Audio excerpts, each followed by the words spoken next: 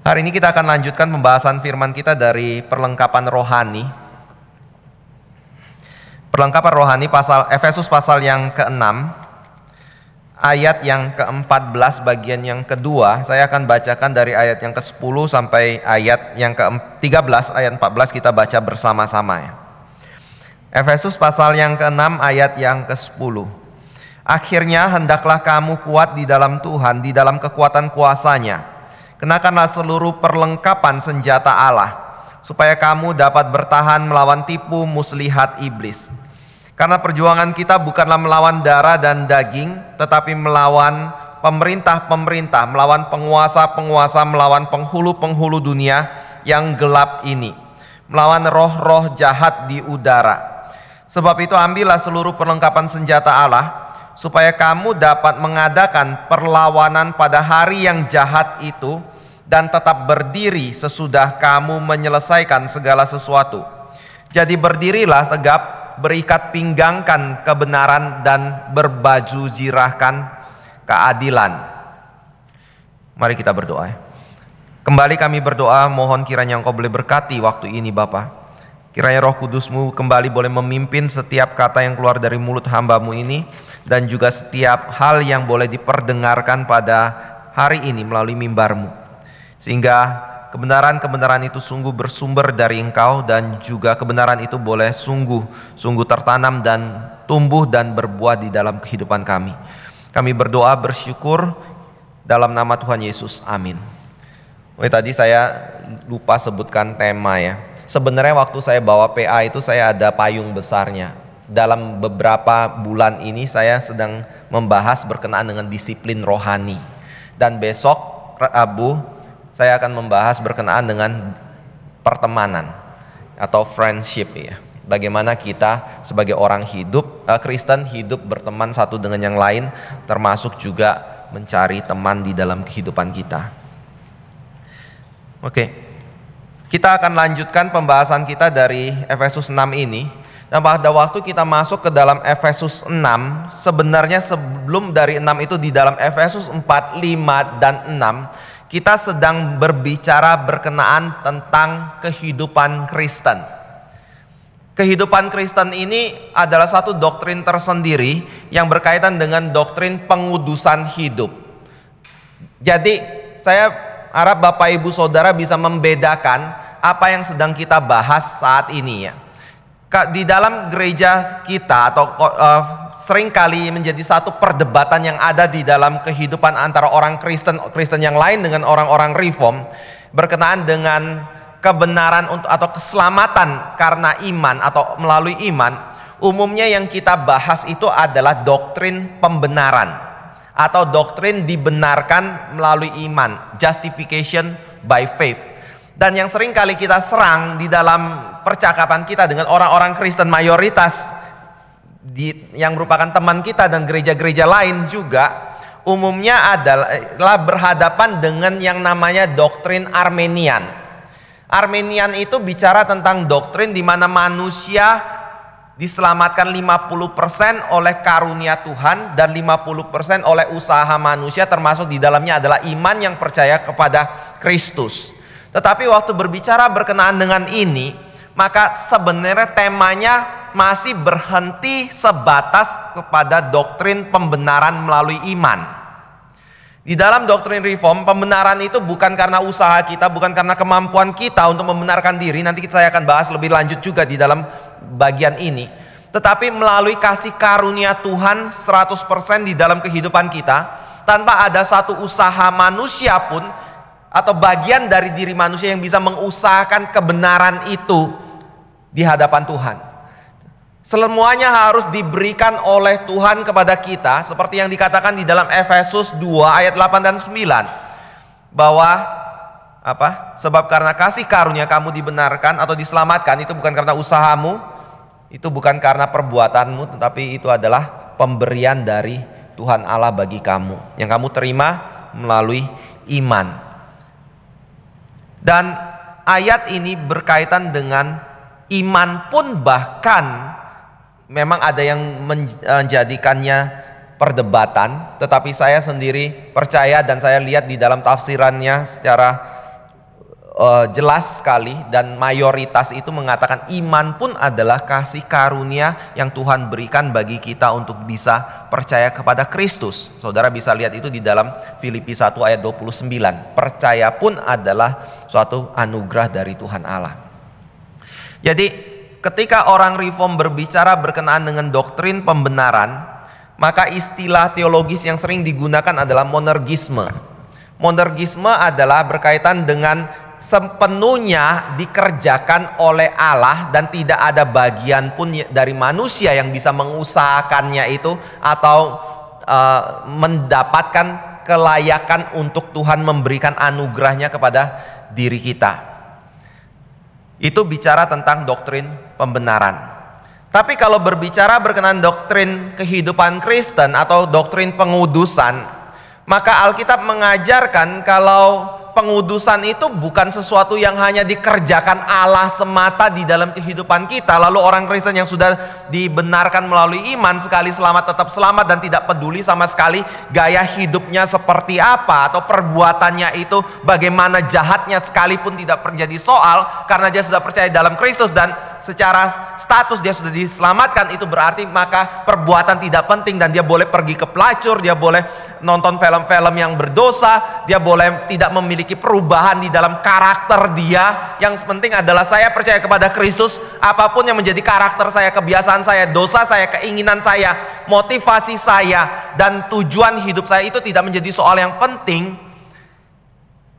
Bapak Ibu Saudara yang kasih Tuhan, kalau itu yang menjadi prinsip kita, sayangnya Alkitab tidak pernah mengajarkan itu, dan Reform tidak pernah mengajarkan itu. Reform mengajarkan ketika seseorang itu sudah dibenarkan di dalam iman melalui Kristus atau penebusan Kristus, maka dia menjadi orang yang sudah baru, dicipta barukan. Dan sebagai orang yang sudah dicipta barukan, karakternya harus mencerminkan kehidupan yang sudah diperbaharui. Itu sebabnya di dalam doktrin pengudusan diajarkan bahwa kebenaran kita 100% dari Tuhan, pengudusan kita 100% dari Tuhan, pertumbuhan kita di dalam pengudusan 100% dikerjakan oleh Tuhan, tetapi juga manusianya memiliki bagian untuk bertumbuh di dalam pengudusan 100%. Yang secara teologis, kalau doktrin pembenaran, istilah yang digunakan adalah imputasi. Kalau secara pengudusan, istilah yang digunakan adalah impartasi.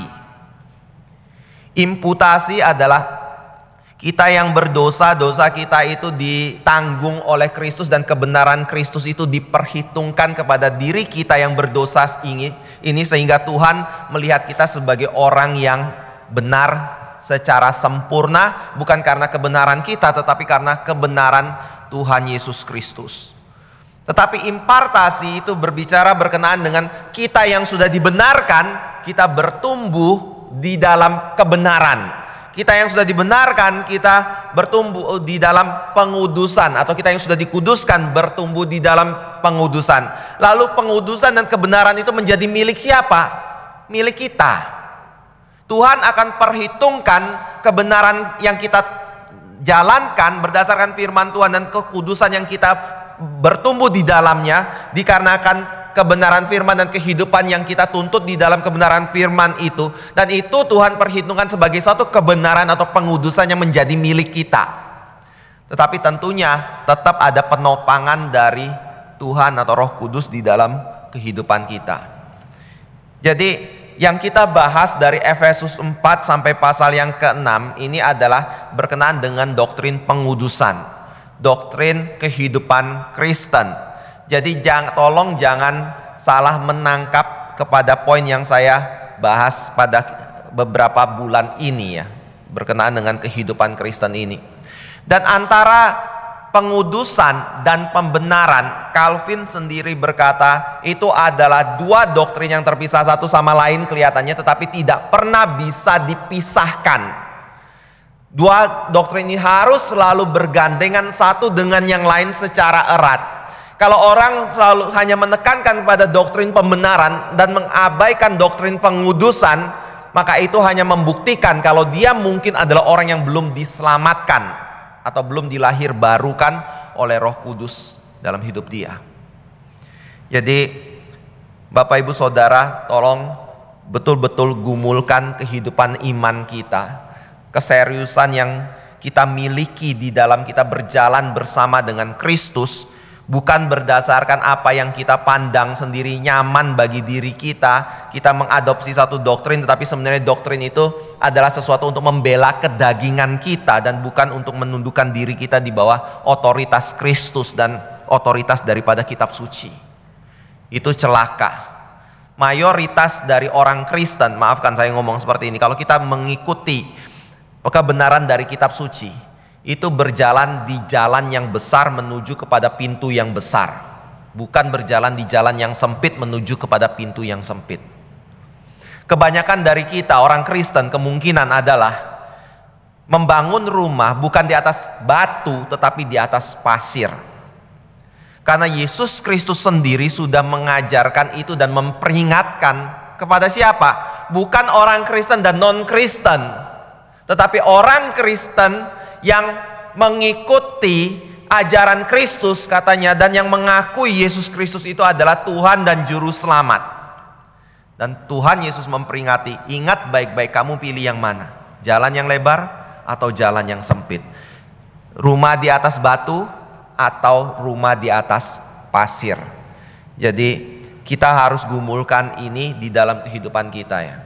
Makanya di dalam bagian Efesus 6 ayat yang ke-14, Paulus berkata, kita sebagai orang Kristen walaupun sudah mengerti segala kebenaran Tuhan, apa yang Tuhan sudah kerjakan dalam hidup kita, anugerah yang Dia berikan bagi diri kita, kuasa yang Dia berikan bagi diri kita untuk memiliki suatu kehidupan kudus, itu tidak membuat kita boleh berkata, saya tidak perlu mengenakan perlengkapan senjata Allah. Tetapi Paulus memperingatkan kita dan menasihatkan kita dan bahkan memerintahkan kita untuk harus senantiasa mengenakan perlengkapan senjata Allah. Dan ketika diminta untuk mengenakan perlengkapan senjata Allah, ada perlengkapan mana yang lebih penting dari yang mana? Atau apakah kita boleh memilih-milihnya? Paulus berkata, tidak, kamu harus mengenakan seluruh perlengkapan senjata Allah itu. Dan kita sudah lihat perlengkapan senjata pertama itu berkaitan dengan ikat pinggang kebenaran. Maksud ikat pinggang kebenaran itu adalah suatu kehidupan yang berkomitmen sepenuhnya untuk mau menegakkan kebenaran Tuhan di dalam jalan hidup kita sebagai orang percaya. Saya sangat percaya sekali. Kenapa kebanyakan dari kita di tengah jalan jatuh di dalam dosa? Kenapa kebanyakan kita yang tidak banyak perubahan di dalam kehidupannya? Kenapa kebanyakan dari orang Kristen itu sepertinya memang percaya kepada Kristus, tapi kehidupannya itu seperti orang-orang dunia? Saya nggak ngomong orang Kristen itu ada yang versi di mana orang Kristen duniawi seperti itu, karena Alkitab tidak pernah mengajarkan prinsip sama sekali. Tetapi saya mengasumsikan, andai kata dia adalah orang Kristen yang sudah dilahir barukan, kenapa dia memiliki satu kehidupan yang masih serupa dengan orang dunia dan karakternya tidak banyak perubahan? Dia masih seperti orang yang lama, orang yang emosional, orang yang sembarangan bicara, orang yang sembarangan mau melakukan segala sesuatu, yang gak punya disiplin hidup rohani dan tidak menjadi berkat dalam hidup dia, dan tidak memiliki sukacita mungkin. Karena dia adalah seorang yang tidak pernah mungkin memiliki komitmen untuk hidup di dalam kebenaran firman Tuhan. Dia tidak pernah menjadikan firman Tuhan itu adalah satu kebenaran yang harusnya diperjuangkan mati-matian dalam hidup dia dan diinginkan oleh hati dia sepenuhnya dan dipastikan jadi di dalam kehidupan dia setiap hari yang ia lalui sebagai orang Kristen. Ini bicara tentang ikat pinggang kebenaran. Bapak Ibu Saudara yang kasih Tuhan, saya ingatkan sedikit, kenapa bisa ditafsirkan seperti itu? Karena Alkitab mengajarkan ikat pinggang itu selalu berkaitan dengan siap sedia. Kalau kita lihat di dalam kitab Keluaran, ikat pinggang itu berbicara tentang kesiapsediaan Israel untuk keluar dari perbudakan di Mesir pada malam hari ketika mereka menyantap domba Paskah itu. Dan sampai hari ini orang-orang Israel tetap memiliki pengertian kalau ikat pinggang, disuruh mengikat pinggangan jubah mereka, baju mereka, itu berarti mereka harus siap sedia. Siap sedia untuk apa? Berjalan. Siap sedia untuk menempuh perjalanan mengikut Tuhan. Itu menjadi satu dasar pengertian daripada berikat pinggangan kebenaran. Dan itu juga yang diingatkan oleh Paulus kepada diri kita. Kalau kita ingin menang terhadap penguasa kerajaan angkasa, kalau kita ingin menang terhadap kedagingan kita, maka hal pertama yang kita harus perhatikan adalah seberapa besar komitmen kita untuk kehidupan bagi Tuhan dan kebenaran Tuhan. Tanpa itu saya percaya kita pasti gagal. Jadi pada waktu kita hidup sebagai orang Kristen, kemenangan kita itu bukan ditentukan semata dari seberapa banyak kita mengerti teologi, seberapa dalam kita memahami pengajaran kitab suci, seberapa pandai kita di dalam menjabarkan pengajaran daripada kitab suci itu. Tetapi hal pertama yang berkaitan dengan kemenangan kita adalah seberapa besar komitmenmu di dalam mentaati dan apa yang engkau anggap atau percaya sebagai kebenaran itu. Tanpa itu kita pasti gagal. Dan orang Kristen walaupun dia sudah memiliki semua kebenaran atau memiliki pengetahuan yang sangat limpah sekali berdasarkan kebenaran kitab suci, tetap adalah orang yang berpotensi untuk kalah perang. Kita harus punya kerendahan hati untuk mengakui hal ini. Karena peperangan kita itu adalah peperangan setiap hari di dalam kehidupan kita, melawan kedagingan kita dan melawan kuasa iblis di dalam kehidupan kita, yang bisa dinyatakan melalui sistem yang ada di dalam dunia ini, pergaulan kita dan segala macamnya, termasuk tontonan yang kita tonton.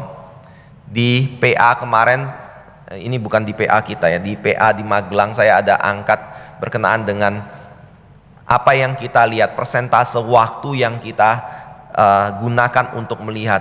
Maka rata-rata, saya nggak tahu kalau di sini berapa. Bapak Ibu kalau buka YouTube ya, satu hari kira-kira berapa jam ya? Kalau dulu TV itu rata-rata 4,5 jam ya satu hari. Ada nggak 4 jam ke atas? Apakah itu tontonan, ataukah itu game, ataukah itu baca-baca sekedar untuk hiburan? Ada nggak 4 jaman? Ada. Satu hari ya. Saya tanya lagi, di dalam satu hari pegang Alkitab ada nggak setiap hari rutin? Kalau ada, saya tanya lagi, berapa jam? Ada nggak 4,5 jam? Kalau nggak ada, wajar kalau kita itu pasti akan dipengaruhi oleh worldview dunia ini dan bukan hidup menurut worldview atau kacamata kehidupan Kristen. Ya. Itu sebabnya tanpa komitmen, saya yakin kita akan gagal. Tanpa komitmen terhadap tuntutan waktu, disiplin kita untuk kebenaran, kita tidak mungkin bisa menang melawan dunia dan melawan kuasa iblis. Gak usah dunia, kedagingan kita sendiri mungkin kita akan selalu gagal. Jadi komitmen itu menjadi unsur yang penting. Seperti kehidupan suami istri, orang sering kali ngomong yang mempertahankan keutuhan keluarga itu adalah kasih atau cinta yang ada di dalam relasi suami dan istri itu. Saya bilang bukan. Memang cinta penting, tetapi yang lebih penting lagi adalah apa? Komitmen untuk hidup di dalam kesatuan pernikahan sampai kematian memisahkan. Dan komitmen itu juga yang membuat kita tunduk di bawah kebenaran firman untuk belajar mengasihi orang yang kita benci dan telah menyakiti hati kita berdasarkan apa yang telah Kristus berikan atau kasih Kristus kepada diri kita yang berdosa dan seringkali mendukakan hati Dia. Dan itu membuat kita berdasarkan komitmen kita kepada pasangan dan komitmen kita kepada kebenaran, maka kita kemudian membangun kasih kita kembali kepada pasangan kita yang mungkin tanda kutip mengecewakan, padahal mungkin kita yang mengecewakan dia terlebih dahulu. Jadi komitmen itu menjadi unsur pertama yang penting di dalam perlengkapan senjata rohani. Tanpa itu saya percaya kita tidak mungkin bisa memiliki kemenangan di dalam peperangan kita. Sekali lagi, saya bukan ngomong kita nggak mungkin gagal ya. Kalau kita berkomitmen, apakah itu akan menjadi kita takabur dan orang yang merasa diri benar seperti orang Farisi? Jawabannya tidak. Karena kita mengerti sekali pada prinsip bahwa kita baru bisa hidup berkomitmen karena kita telah dipindahkan dari kerajaan gelap menjadi kerajaan anak Allah, kerajaan terang itu. Baru kita bisa memiliki satu komitmen hidup yang benar di hadapan Tuhan, yang berkenan di hadapan Tuhan.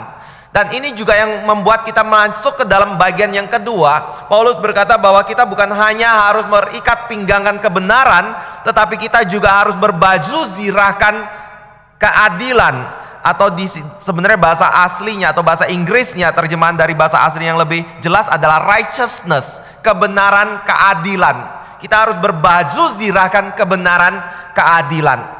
Nah, maksudnya berbaju zirahkan kebenaran, keadilan ini apa? Kalau kita kembali kepada baju perang dari orang-orang Romawi, maka baju perang itu memiliki ikat pinggang karena bajunya longgar satu sisi, tetapi juga selain dari ikat pinggang itu mereka memiliki satu tameng atau baju yang menutupi dari leher sampai kepada perut ini, yang terbuat dari mungkin kulit-kulit, potongan kulit yang disatukan satu dengan yang lain yang tebal ukurannya, atau dari bahan apa itu?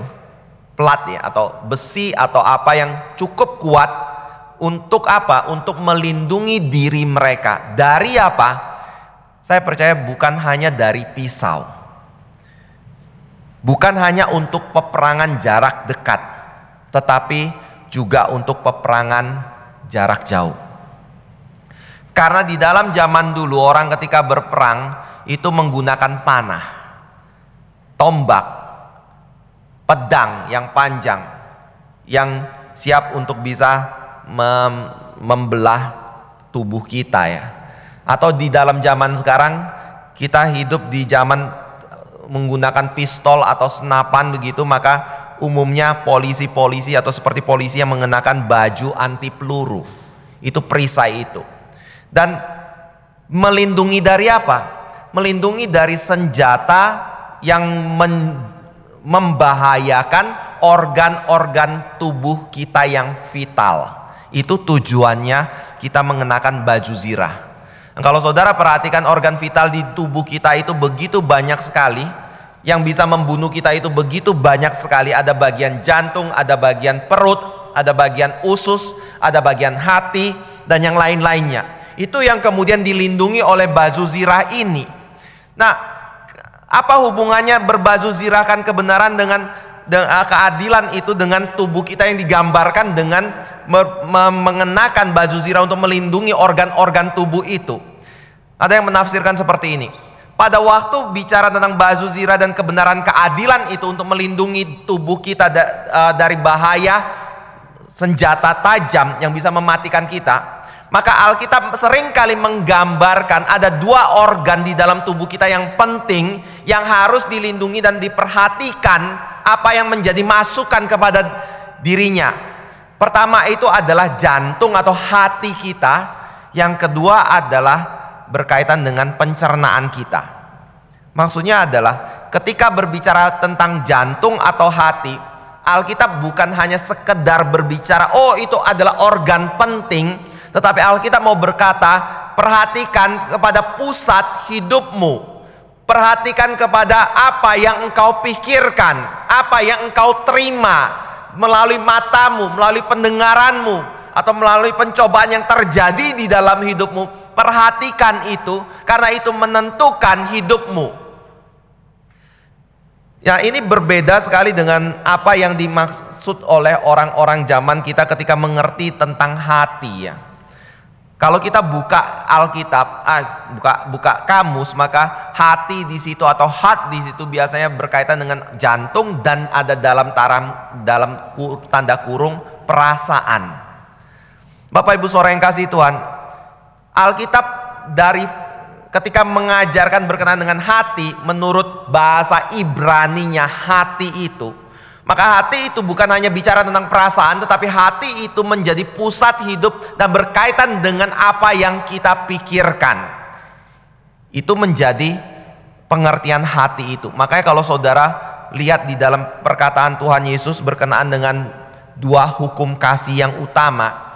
Yang pertama adalah kasihilah Tuhan Allahmu dengan segenap hatimu, jiwamu, lalu akal budimu, dan kekuatanmu kan. Nah, waktu bicara kasihlah Tuhan Allahmu dengan segenap hatimu, jiwamu, akal budimu, dan kekuatanmu, apakah hati itu bicara tentang perasaanmu, lalu jiwamu itu bicara tentang bagian non materimu, akal budi itu bicara tentang pengetahuanmu atau otakmu atau kecerdasanmu, dan kekuatan itu bicara tentang fisik? Kalau kita kembali kepada budaya Yahudi, jawabannya bukan pemisahan seperti itu, tetapi kita harus melihat hati itu dijabarkan melalui tiga pengertian lain yang mengikutinya. Yaitu pada waktu Tuhan minta kita mengasihi Tuhan Allahmu dengan segenap hatimu, maka hatimu itu bicara tentang apa? Hatimu itu bicara tentang bagian non materimu, bagian logikamu, bagian kekuatanmu. Termasuk juga perasaanmu dimasukkan ke dalam hati itu. Tetapi biasanya hati itu lebih fokus kepada pengetahuan, will kita, kemauan kita di situ. Sedangkan perasaan itu masuk ke bagian pencernaan kita atau lambung kita dan usus kita. Kenapa bisa begitu? Karena mungkinan dimengerti seperti ini. Ketika seseorang stres, maka biasanya stres itu berkaitan dengan lambung. Makanya kalau orang itu gelisah, orang itu panik, atau orang itu stres, kadang-kadang perutnya bisa sakit. Jadi pada waktu Paulus berkata, kamu harus berbaju zirahkan keadilan dan kebenaran, maka hal pertama yang kita harus perhatikan adalah kita harus melindungi apa yang kita pikirkan dan apa yang kita rasakan. Dari apa? Dari serangan iblis. Dari pencobaan yang ada di dalam kehidupan kita ini atau yang menyerang diri kita. Dan kenapa harus melakukan itu? Karena iblis berusaha untuk menghancurkan alat vital kita sehingga kita menjadi seorang yang kemudian lumpuh dan bahkan mati dan tidak bisa lagi hidup sebagai orang yang mempermuliakan nama Tuhan. Dan kalau berbicara berkenaan penyerangan itu berfokus kepada apa yang kita pikirkan dan kita rasakan, itu berarti serangan itu bisa ditujukan kepada prinsip doktrin yang kita miliki dan juga kepada emosi yang kita miliki atau kita nyatakan di dalam hidup kita. Makanya tadi saya bilang, mengerti kebenaran yang kita miliki itu penting. Belajar firman itu penting karena dasar iblis menyerang adalah seringkali menyesatkan atau membuat kita meragukan Tuhan dan kebenaran Tuhan dalam hidup kita. Contohnya siapa? Banyak kasus. Misalnya Adam dan Hawa, dia dibuat ragu terhadap perkataan Tuhan. Contohnya siapa lagi? Misalnya Saul. Kenapa dia lebih memilih untuk memelihara raja itu dan memelihara domba-domba yang tambun itu? Karena dia doktrinnya merasa bahwa kalau saya menggunakan domba itu untuk dipersembahkan kepada Tuhan, maka saya akan berkenan di hadapan Tuhan, dan Tuhan yang pengasih itu mungkin tetap akan mengampuni diri saya. Kalau kita kembali kepada Usa yang memegang tabut perjanjian yang ingin jatuh itu, mungkin karena dia merasa Tuhan itu adalah tabut ini selalu ada di tengah-tengah kami, keluarga kami, dan dia tidak melihat kekudusan Tuhan dan hukum-hukum Tuhan yang tidak pernah bisa dipermainkan, hingga dia membuat keputusan untuk memegang tabut itu ketika tabut itu mau jatuh. Bapak Ibu Saudara yang kasih Tuhan, pada waktu iblis menyerang, iblis akan membuat kita meragukan kebenaran firman. Iblis akan membuat kita meragukan doktrin yang kita terima dalam hidupan kita. Iblis akan membuat kita bingung untuk mengerti mana yang benar, mana yang salah. Saya percaya relativisme yang ada di dalam gereja itu juga menjadi satu bagian dari pekerjaan iblis untuk menghancurkan gereja Tuhan. Karena orang-orang Kristen kemudian mulai meragukan ada kebenaran yang absolut yang kita bisa pegang, yaitu kitab suci, dan mulai berkata bahwa kebenaran itu masing-masing gereja dan denominasi memiliki kebenarannya masing-masing, dan kita tidak boleh klaim bahwa ada satu kebenaran yang sungguh-sungguh benar dan yang lain salah. Selain itu, Bapak Ibu Saudara yang kasih Tuhan, iblis juga suka menyerang emosi kita, perasaan kita, ego kita. Dan saya perhatikan ketika itu sudah dihantam, maka yang terjadi adalah kecelakaan besar. Maksudnya adalah walaupun ada kebenaran di depan kita, walaupun kita mengerti bahwa kita tidak boleh melakukan dosa, melakukan apa yang kita lakukan, kita tetap lebih memilih rela melawan Tuhan karena perasaan kita dan ego kita yang sudah diserang atau terluka. Jadi itu sebabnya Paulus berkata, pada waktu engkau mengenakan perlengkapan senjata Allah, maka engkau juga tidak boleh hanya berikat pinggangkan kebenaran itu, tetapi engkau harus mengenakan baju zirah kebenaran keadilan. Dan pada waktu melihat definisi berkenaan dengan baju zirah yang melindungi daripada organ vital kita, sentral hidup kita, baik itu dari pikiran kita, pengertian kita akan kebenaran, dan juga perasaan yang kita miliki, maka itu berarti bahwa baju zirah itu menjadi perlengkapan senjata yang sangat penting sekali, yang sama sekali tidak boleh kita lepaskan dan tidak kenakan. Dan bahkan kita bisa katakan kalau semua perlengkapan senjata Allah yang lain tidak akan berguna kalau kita tidak mengenakan baju zirah kebenaran keadilan itu.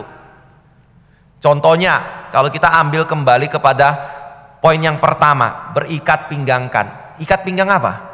Kebenaran kan? Sedangkan kebenaran itu ada di mana? Di hati kita, di pusat hidup kita. Kalau kita sendiri di dalam pengertian kita nggak paham kebenaran Tuhan itu seperti apa yang Tuhan tuntut, apa yang berdosa, apa yang berkenan kepada Tuhan, kita nggak paham itu, maka mungkin tidak kita bisa berkomitmen terhadap kebenaran. Pasti tidak mungkin.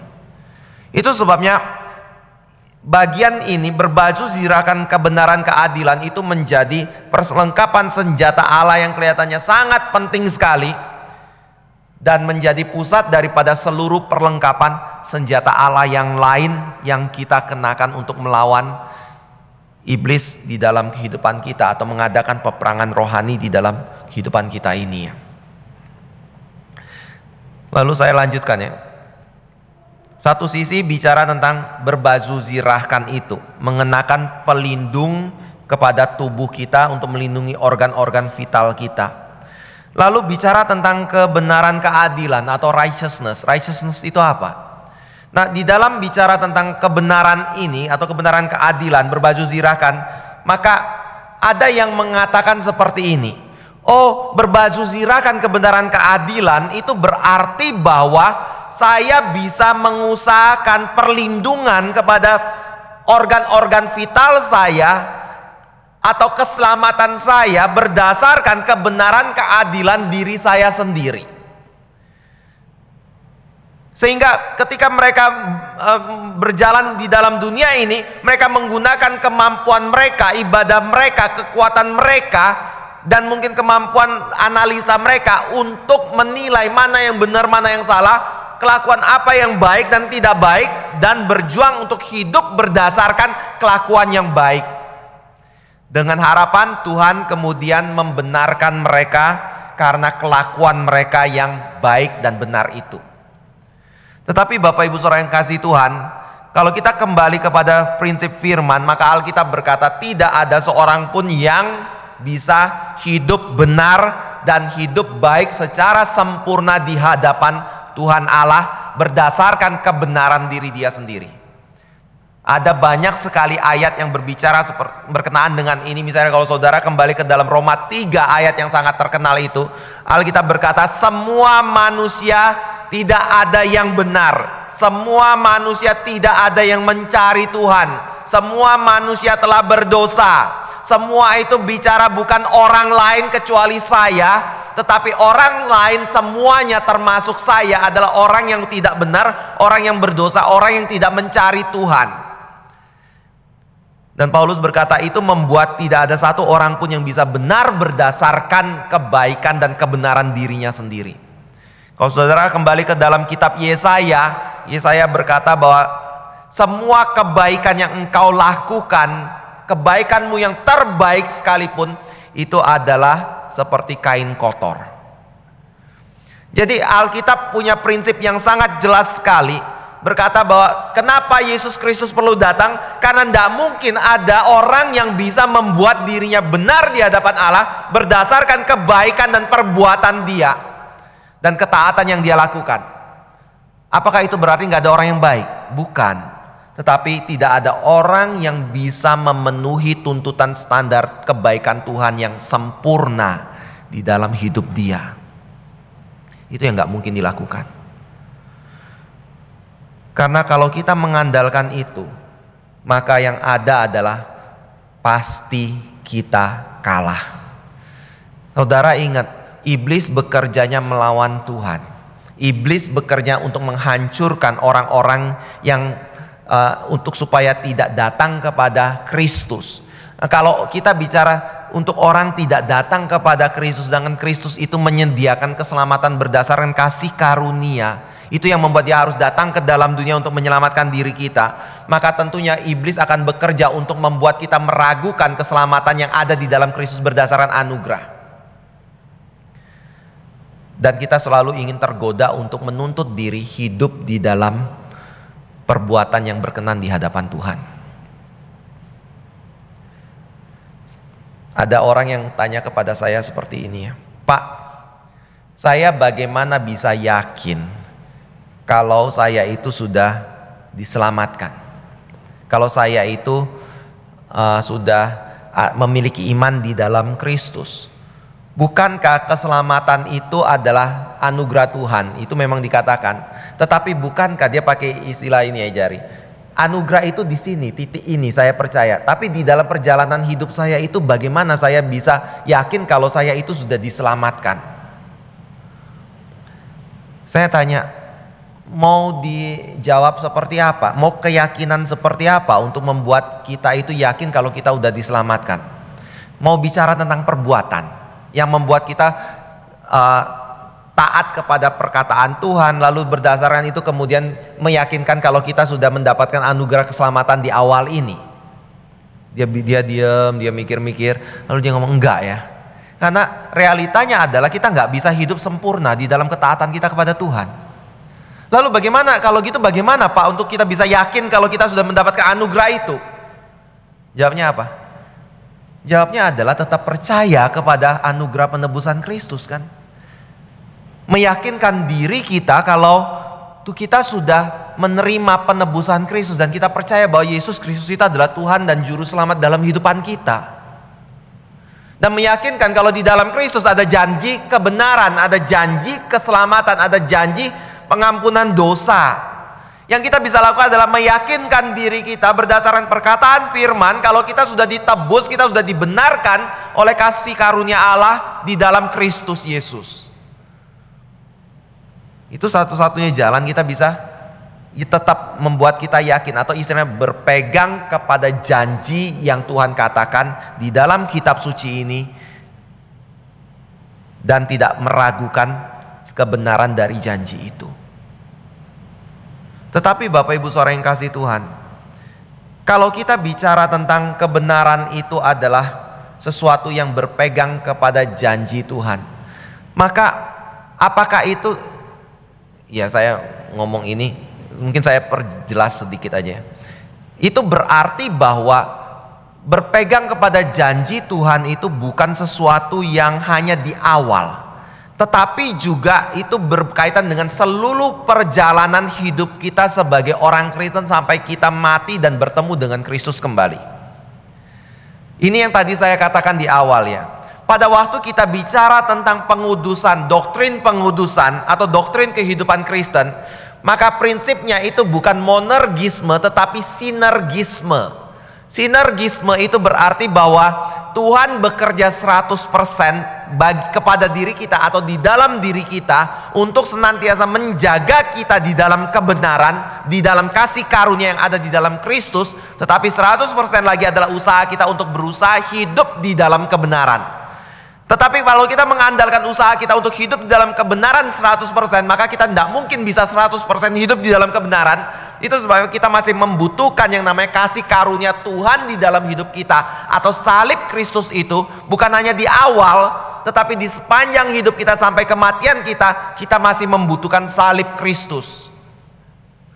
Makanya tadi saya bilang, pada waktu kita bicara tentang apa yang menjadi jaminan kita untuk bisa percaya kalau kita adalah milik Tuhan, yaitu kita tidak pernah meninggalkan iman kita yang mula-mula kita taruh dan sandarkan kepada Kristus yang telah mati di atas kayu salib untuk menyelamatkan dosa kita dari hukuman dosa secara 100%.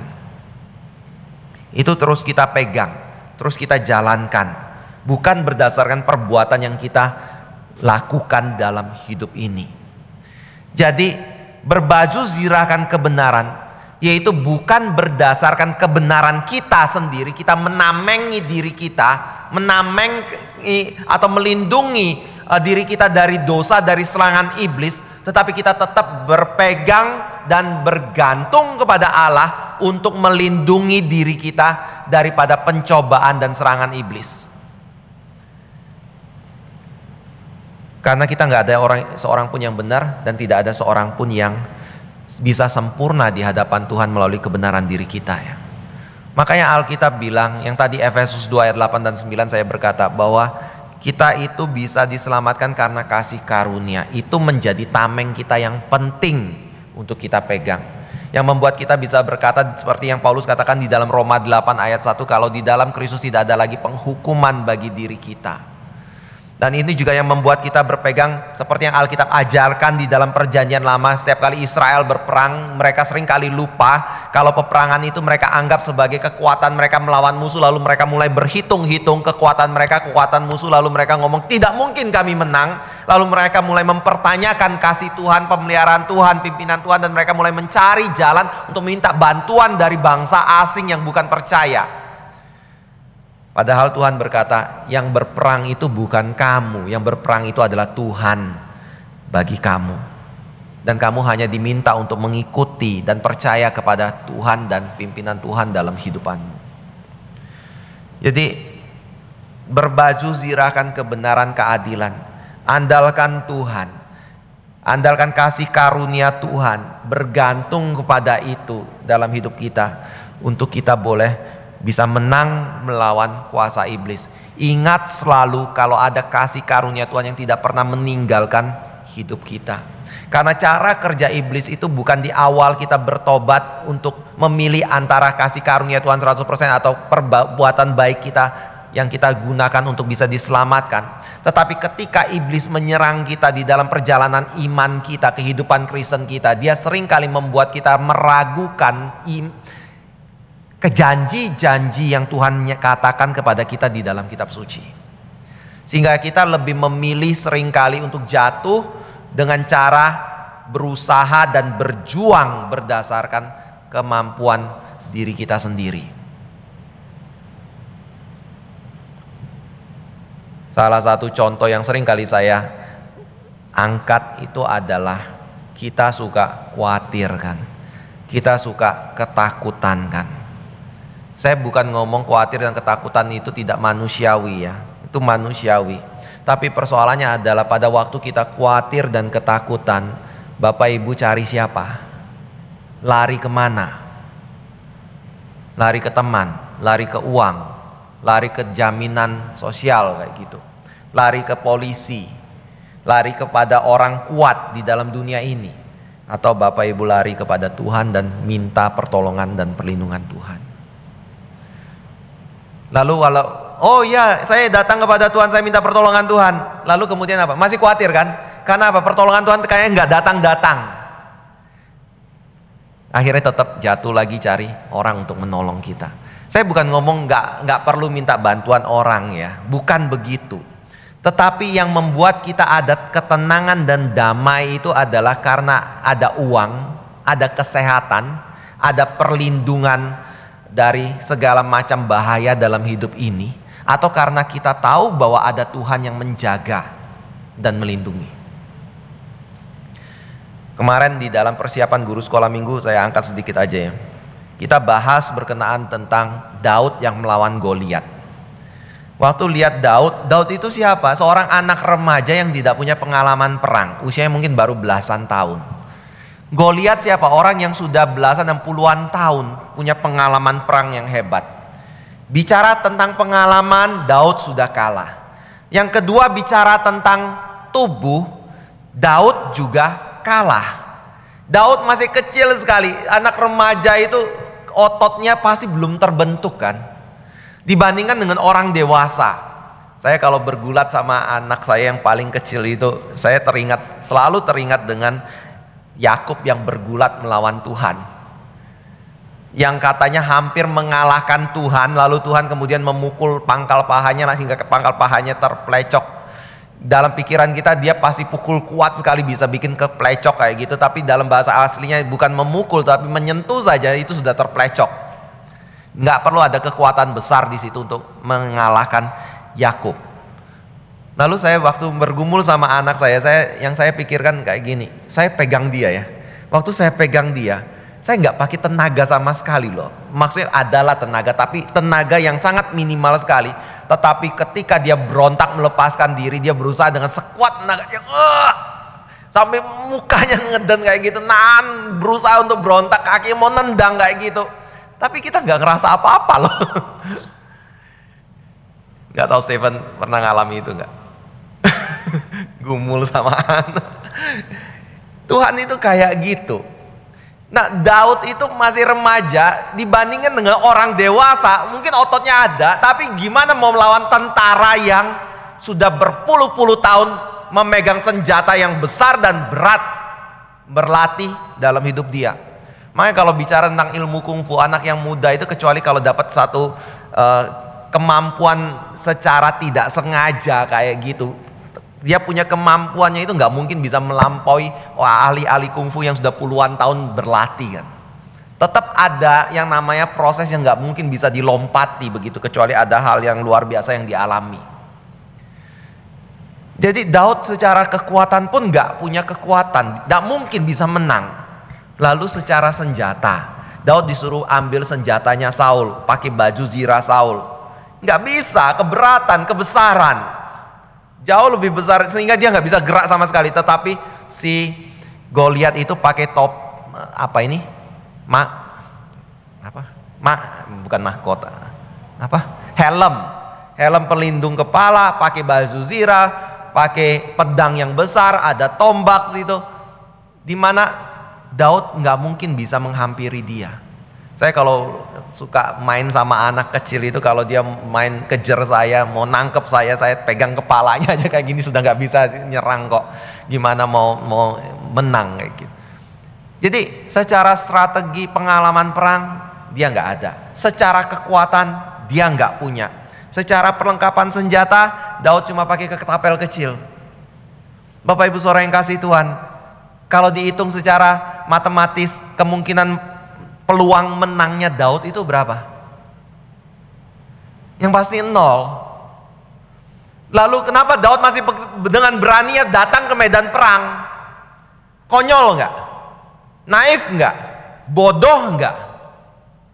Saya yakin bodoh sekali, naif sekali, konyol sekali. Makanya kakak-kakaknya itu menghina Daud, mengejek dia, merendahkan dia. Mungkin karena dia nggak bisa diomongi lagi. Kamu mati konyol loh kalau pergi perang seperti itu. Kamu nggak punya pengalaman perang. Kami yang prajurit sudah berperang bertahun-tahun pun masih nggak berani lawan Goliat. Kenapa kamu begitu ngeyel dan begitu keras kepala? Kenapa ya? Karena Daud tahu senjatanya itu bukan ketapel. Daud tahu senjatanya adalah Tuhan yang melawan Goliat. Tuhan yang melawan dewanya Goliat. Bapak Ibu Saudara yang kasih Tuhan, kita waktu berperang kita harus mengerti bahwa ada Tuhan. Kita gunakan kuasa Tuhan, kita gunakan kasih karunia Tuhan untuk melawan. Iblis selalu ingin berusaha untuk meragukan kita dan kembalikan kepada kuasa kita dan kemampuan diri kita untuk melawan. Tuhan ngomong enggak, percaya kepada aku, percaya kepada janjiku, percaya pada kuasaku untuk melawan iblis. Percaya kalau kamu selalu aku pegang dan tidak ada satu kuasa pun dalam dunia ini yang bisa memisahkan engkau dari kasih Bapa. Pegang itu. Itu yang memberi kita kekuatan untuk bisa menang. Tetapi Alkitab juga berkata tidak berhenti di situ. Salah satu contoh orang yang mulai bergumul sekali untuk melawan atau untuk mendapatkan kebenaran di hadapan Tuhan berdasarkan kemampuan dia, lalu akhirnya bertobat, mengandalkan anugerah Tuhan dalam hidup dia dan hidup bagi Tuhan, itu adalah Paulus. Dan dia katakan itu di dalam pengalaman hidup dia. Saudara boleh buka Filipi pasal yang ketiga ya. Filipi pasal yang ketiga dari ayat yang keempat.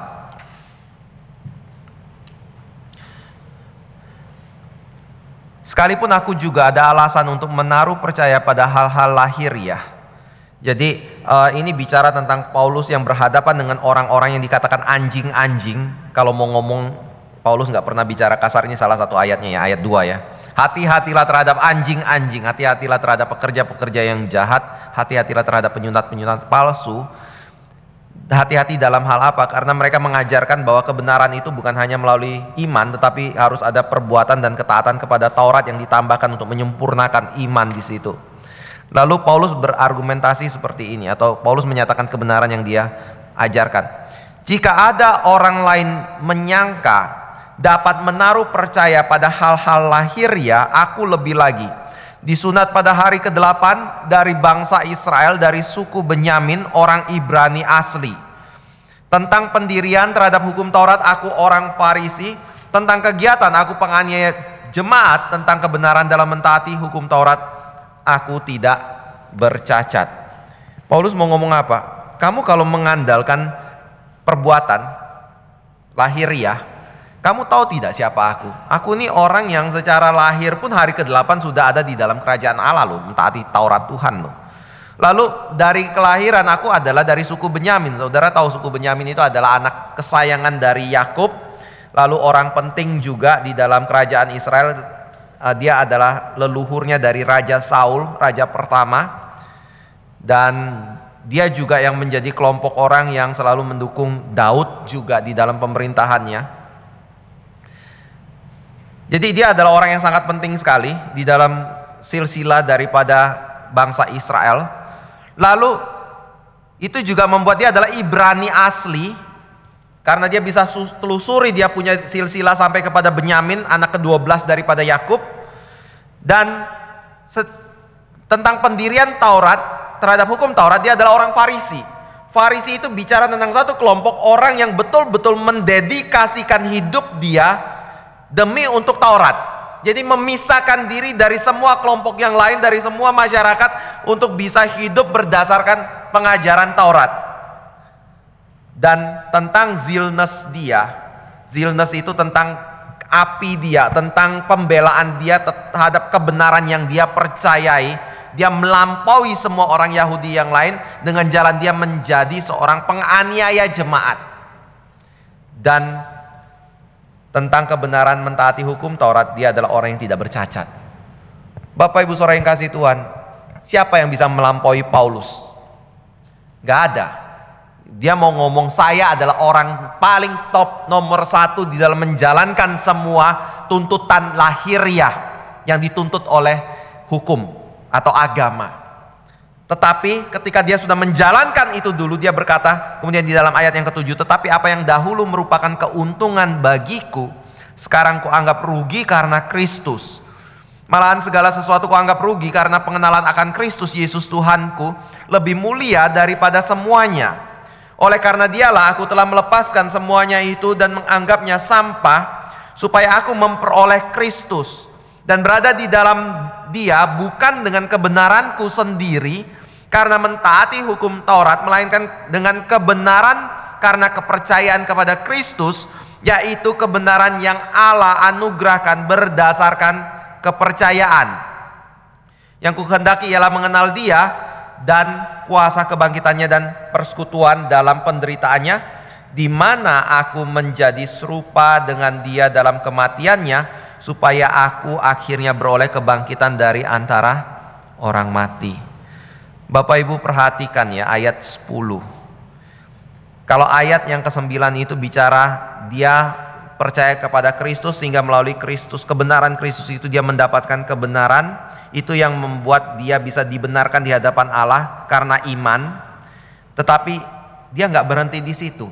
Dia kemudian lanjutkan, setelah saya punya iman, apa yang harus saya lakukan? Yang ku kehendaki ialah mengenal Dia dan kuasa kebangkitannya dan persekutuan dalam penderitaannya, di mana aku menjadi serupa dengan Dia dalam kematiannya. Jadi pada waktu bicara tentang kebenaran, perisai kebenaran keadilan, berbaju zirahkan, kita mengandalkan kasih karunia Tuhan di dalam membenarkan hidup kita. Paulus mau berkata, kamu tidak boleh berhenti di situ, tetapi kasih karunia yang engkau terima itu ada kelanjutannya. Kelanjutannya itu apa? Hidup di dalam keserupaan dengan Kristus, atau hidup di dalam pengudusan. Saudara boleh bandingkan juga di dalam 1 Petrus 2 ayat yang ke-11.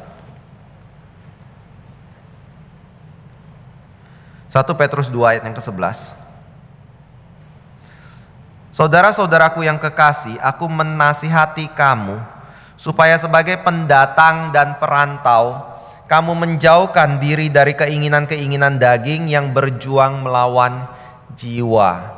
Kalau Bapak Ibu perhatikan di dalam bahasa aslinya yang diterjemahkan ke dalam bahasa Inggris saja ya, istilah berjuang itu supaya sebagai pendatang dan perantau kamu menjauhkan diri dari keinginan daging yang berjuang melawan jiwa, itu dia menggunakan istilah kamu harus berperang. Saya bacakan bahasa Inggrisnya ya. 1 Petrus 2 ayat 11. Beloved, I beseech you as sojourners and pilgrims to abstain from fleshly lusts which war against the soul. Yang menjauhkan diri dari keinginan daging, di sini berjuang melawan jiwa, di bahasa Inggris terjemahkan yang berperang melawan jiwa. Kamu harus jauhkan itu. Jadi kalau kita bicara, saya sebagai orang Kristen, saya sudah percaya kepada Kristus, nggak masalah perbuatan saya itu bagaimana. Tadi saya ngomong itu bukan ajaran Alkitab ya. Perbuatan itu menjadi unsur yang penting. Perbuatan itu menjadi bukti kalau kita itu adalah orang yang ada di dalam Kristus. Makanya di dalam Efesus 2 ayat 10 dikatakan kita sudah dicipta barukan untuk melakukan pekerjaan baik yang sudah Tuhan sediakan bagi diri kita. Makanya di dalam Kolose pasal 3 ayat 1 dikatakan kita harus memikirkan hal-hal yang ada di atas dan bukan ada di dalam bumi ini lagi dan dunia ini lagi.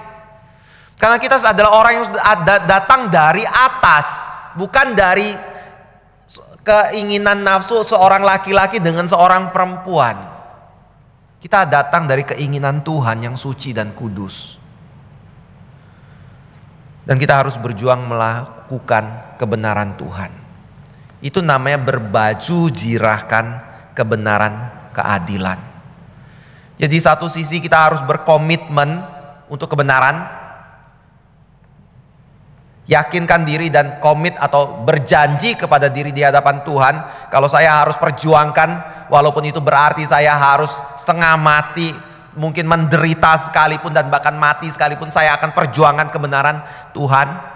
Saya komit untuk itu. Yang kedua adalah selalu andalkan kebenaran kasih karunia Tuhan dan hidup di dalam kebenaran kasih karunia itu. Itu yang menjadi tujuan. Kalau tidak, Bapak Ibu Saudara yang kasih Tuhan, yang terjadi apa? Keselamatan kita tidak hilang. Karena itu adalah status. Tetapi itu akan menghalangi Tuhan bekerja di dalam hidupmu.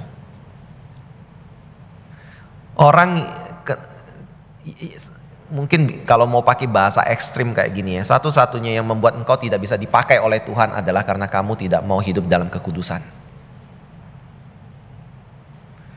Tuhan bisa lakukan apapun yang lain. Ekstrim ya, pakai bahasa ekstrim ya, kecuali satu kan, kalau engkau tidak mau dipakai oleh Tuhan untuk melakukan kehendak Tuhan. Tapi sebenarnya Tuhan bisa mengubah hati seseorang dan Tuhan bisa membuat seseorang itu mau melakukan apa yang menjadi kepentingan Tuhan dan kehendak Tuhan dalam hidup kita. Tapi saya mau menunjukkan kalau kita juga punya tanggung jawab. Kalau kita sering kali yang membuat nama Tuhan itu tidak dimuliakan, dipermalukan, dan kehidupan kita itu tidak berbuah. Karena apa? Karena kita tidak mau hidup di dalam pengudusan. Dan hidup kita penuh dengan masalah. Jadi kalau Bapak Ibu bertemu dengan kehidupan atau diri kita yang tidak punya sukacita, kehidupan kita akhirnya membuat orang lain mungkin tidak ada di dalam kedamaian kayak gitu, atau banyak masalahnya di dalam relasi dengan orang lain. Persoalan yang paling utama apa ya? Persoalan yang paling utama apa? Jangan cari orang lain untuk disalahkan ya. Jangan anggap diri sakit ya. Itu kepandaian kita kan. Paling pintar adalah salahkan orang lain. Dan kalau itu berkenaan dengan diri dan tidak bisa lari lagi, kita ngomong, saya ini sakit loh. Sakitnya apa? Sakit jiwa. Sehingga saya butuh obat dan butuh pengertian orang. Bukan. Hal yang paling utama yang seringkali terjadi adalah karena kamu hidup dalam dosa. Maka yang perlu dilakukan adalah bertobat dari dosa. Hidup di dalam kebenaran Tuhan. Itu yang bisa membuat ada damai, ada sukacita, ada suatu kehidupan yang membuahkan buah-buah yang benar, baik, buah roh, menjadi berkat bagi orang lain, tidak mempermalukan nama Tuhan kita dan selalu memuliakan nama Tuhan kita. Bapak Ibu Saudara yang kasih Tuhan, kita orang-orang yang mengatakan diri kita sudah ditebus. Ditebus dari apa? Dari dosa. Tebus dari kematian kekal. Kita bisa lihat nggak, itu adalah hal yang paling berharga sekali yang Tuhan bisa berikan bagi diri kita. Bahkan demi untuk memberikan itu semua, dia rela untuk korbankan anak tunggalnya Yesus Kristus. Sekarang kalau kita bisa lihat itu semua dan tujuannya adalah untuk kita bisa hidup di dalam pengudusan, mau nggak kita terus hidup mencela nama Tuhan? Mau nggak kita terus hidup membuat dia dihina orang? Mau nggak kita terus hidup di dalam satu kehidupan yang tidak ada sukacita dan damai sejahtera? Dan mempengaruhi orang lain untuk tidak memiliki sukacita dan damai sejahtera. Saya kira kalau kita terus begitu, kita tidak mengerti atau belum mengerti kasih karunia yang sudah Allah sediakan bagi kita dan berikan bagi kita di dalam Kristus. Kiranya Tuhan boleh berkati kita semua ya. Mari kita berdoa. Kami kembali berdoa bersyukur Bapa untuk kasih karunia yang boleh Engkau sediakan bagi kami di dalam Kristus. Kiranya Engkau boleh pimpin kehidupan kami sebagai orang yang percaya di dalam Kristus, untuk senantiasa boleh berkomitmen bagi kebenaran-Mu dan hidup di dalam suatu kebenaran kasih karunia yang telah Engkau karuniakan bagi diri kami. Pimpin hidup kami anak-anak-Mu ya Tuhan, sertai sehingga kami boleh senantiasa memiliki suatu kehidupan yang ada di dalam damai sejahtera dan sukacita, dan kehidupan yang membawa orang memuliakan nama-Mu serta berbuah secara lebat. Kami berdoa bersyukur dalam nama Tuhan Yesus Kristus. Amin.